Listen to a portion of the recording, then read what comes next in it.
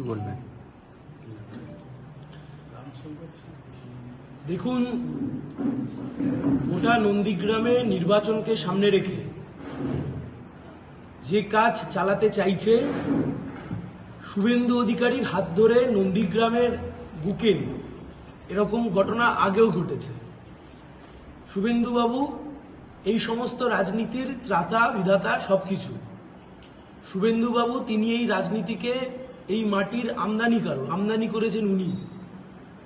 স্বাভাবিকভাবেই গোটা নন্দীগ্রাম জুড়ে মানুষ যাতে কিছুটা ভীত সন্ত্রস্ত থাকে তার জন্য এমন ঘটনা ঘটানোর চেষ্টা করেছে। কিন্তু আমাদের কাছে যা খবর তাতে মানুষ আগামীকাল উৎসাহের সাথে ভোট দেবেন। তৃণমূল বিজেপি যে প্রয়াস করার চেষ্টা করছে তা গণতন্ত্রের পক্ষে স্বাস্থ্যকর বিরোধী। আমি আপনাদেরকে একটা কথা আজকে তুলে ধরতে চাই, প্রতিবার নন্দীগ্রামে ভোট হয়, প্রতিবার কোনো না কোনো দলের একজন কর্মী খুন হচ্ছে, বিজেপি কর্মী খুন হচ্ছে, আর ঠিক তার 2 বছরের মধ্যে যাদের বিরুদ্ধে খুনের অভিযোগ থাকছে তাদেরকেই শুভেন্দুবাবু আবার বুকে আগলে রেখে দিচ্ছে। শকুনের মতো মৃতদেহ নিয়ে রাজনীতি করছেন শুভেন্দু অধিকারী, এর চাইতে বেশি আর কিচ্ছু নয়। আমি আপনাদেরকে মনে করাতে চাই 2021 সালে দেবব্রত মাইতি বিজেপি কর্মী খুন হয়েছিলেন। খুন হওয়ার পরবর্তী সময়তে যাদের নামে অভিযোগ ছিল তাদের মধ্যে অন্যতম এক অভিযুক্ত শেখ হাবিবুল, মোহাম্মদপুর গ্রাম পঞ্চায়েতে সেই বিজেপি শেখ হাবিবুলকে পঞ্চায়েতের প্রধান বানিয়েছে। বিজেপি কর্মী খুনে যিনি অভিযুক্ত তাকেই বিজেপি 2 বছরের মধ্যে পঞ্চায়েতের প্রধান বানালো। নন্দীগ্রামের মাটিকে নিজেদের ক্ষমতায় রেখে দেওয়ার জন্য, নিজেদের ক্ষমতার ভরকেন্দ্র করে রাখবার জন্য এরা বারবার লাশের রাজনীতি করছে। লাশ কুড়োতে হচ্ছে, আর তারপর যাদের নামে খুনের অভিযোগ উঠছে তাদের সাথে একই চেয়ারে বসে শুভেন্দুবাবু চা পান করছে। আমি আপনাদেরকে সেই চিঠি দেখাচ্ছি, আপনারাও এই চিঠি বহুবার দেখেছেন।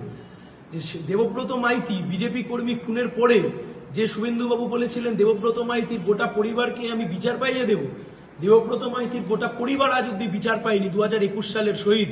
কিন্তু উল্টো দিকে আমরা দেখছি যার নামে অভিযোগ ছিল তাকে আজকে বিজেপি প্রধান বানিয়ে দিয়েছে। আবার লোকসভা নির্বাচনকে সামনে রেখে শুভেন্দুবাবুর দল এবং অবশ্যই তৃণমূল কংগ্রেস, 2 দল নন্দীগ্রামের বুকে একই ঘটনা ঘটানোর চেষ্টা করছে। আমরা সাধারণ মানুষকে বলছি, বিভ্রান্তও হবেন না, বিভ্রান্তির মধ্যে পা দেবেন না। এবং আমি সংবাদ মাধ্যমের মাধ্যমে শুনেছি যে বিজেপির একজন কর্মী যিনি গুরুতর অসুস্থ বা আহত, তাকে নাকি কোনো প্রাইভেট হাসপাতালে ভর্তি করা হয়েছে। আমি দাবি জানাচ্ছি অবিলম্বে তাকে কলকাতার কমান্ড হসপিটাল, ইস্টার্ন কমান্ড যে হসপিটাল রয়েছে তাকে সেখানে শিফট করানো হোক। তার কারণ এই প্রাইভেট হসপিটাল কারুর কাছে রেসপন্সিবল থাকে না, কারুর কাছে লাইবেল থাকে না, কারুর আন্ডারে থাকে না। এই প্রাইভেট হসপিটালে যখন তখন যে কেউ যে কোনো রকমের যা খুশি করতে পারে। ফলত সেখানে যদি রাজ্য সরকারের ওপর আস্থা নাও থাকে, যদি রাজ্য সরকারের হাসপাতালের ওপর আস্থা নাও থাকে, কমান্ড হাসপাতালে অন্তত তার ট্রিটমেন্ট করানো হোক। ইস্টার্ন কমান্ডের যে হাসপাতাল রয়েছে কলকাতায় সেখানে তার ট্রিটমেন্ট করানো হোক, যাতে এই শকুনের রাজনীতি বন্ধ হয়, মৃতদেহের রাজনীতি বন্ধ হয়। নন্দীগ্রাম আজকে ধ্বংস হয়ে গেছে, শুধু এই শকুনের রাজনীতি করতে করতে নন্দীগ্রামটাকে শেষ করেছে একা গোটা অধিকারী পরিবার। অন্যদিকে তৃণমূলের নেতারা বারবার যেটা অভিযোগ করছে যে সিপিএম থেকে যারা বিজেপিতে গেছে তারাই এই হত্যা লীলাটা চালাচ্ছে।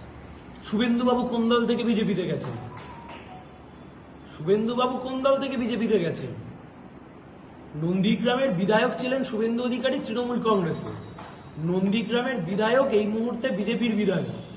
বিজেপির সংখ্যালঘু সেলের নন্দীগ্রামের যিনি প্রধান, তিনি আপনাদের চ্যানেলের সামনে মুখ খুলে বলছেন যে তৃণমূল কংগ্রেসের নেতা তাকে বিজেপি করবার জন্য সে দলে পাঠিয়েছে। তাই জন্য আজকে যে রাজনীতি তৃণমূল আর বিজেপি করবার চেষ্টা করছে, বারবার কারণ না কারণ লাশ কুড়োতে হবে। হতে পারে এটা একটা গণতন্ত্রের উৎসবে কাউকে না কাউকে বলি দিয়ে দেবে? একটা টাকার সাম্রাজ্যে বসে আছে বলে এরা কি মনে করছে যাকে তাকে খুশি শহীদ করে দেবে, আর তারপরে তার পরিবারকে কিছুটা আর্থিক সাহায্য দিয়ে তাকে ঠেকো দেওয়ার চেষ্টা করবে? আমরা আবার বলছি, বারবার বলছি, উত্তেজনা থেকে শুরু করে বিভিন্নভাবে যে বিভ্রান্ত ছড়ানোর চেষ্টা করছে তৃণমূল আর বিজেপি, তাতে কর্ণপাত করবেন না। মৃতের পরিবার দাবি করছে এই তদন্ত সিবিআই দ্বারা হোক, রাজ্য পুলিশ নয়, কি বলবেন? দেখুন, আমি আবার আপনাদেরকে বলছি, সিবিআই এ রাজ্যের বুকে একের পর এক তদন্তভার পেয়েছে। দেবব্রত মাইতি খুনের ঘটনায় কে তদন্ত করছে? সিবিআই তদন্ত করছে পোস্ট পোল ভায়োলেন্সের মামলায়। শুধু হাওয়া গরম করে লাভ আছে? আমি শুভেন্দু বাবুকে বলছি, আপনি রাজ্যের বিরোধী দলনেতা, আমি তমলুক লোকসভা সিপিআইএম এর প্রার্থী। If you have the guts then answer my question. হাওয়া গরম করবেন না, উত্তর দিন। দেবব্রত মাইতির খুনের ঘটনা পোস্ট পোল ভায়োলেন্স, কলকাতা হাইকোর্টের অর্ডার ছিল, সিবিআই সে মামলার তদন্ত করছে। 3 বছর হয়ে গেল খুনের তদন্ত, সে তদন্ত আজকে কি হলো? প্রতিবার একটা করে ভোট আসে, প্রতিবার একটা করে নতুন লাশ নন্দীগ্রামে কুড়াতে হয়, আর শকুনের মতো আপনি ঘুরে বেড়ান সেই লাশ কুড়ানোর জন্য, সেই লাশের রাজনীতি করেন। যতদিন তৃণমূলে ছিল সেই কাজ করতেন, আজকে বিজেপিতে এসে একই কাজ করছেন। আর তৃণমূলের নেতারা যোগ্য সাথ দিচ্ছে তার কারণ নন্দীগ্রামে ওরা তৃণমূল বিজেপি, বিজেপি তৃণমূলের বাইনারি রাখতে চাইছে।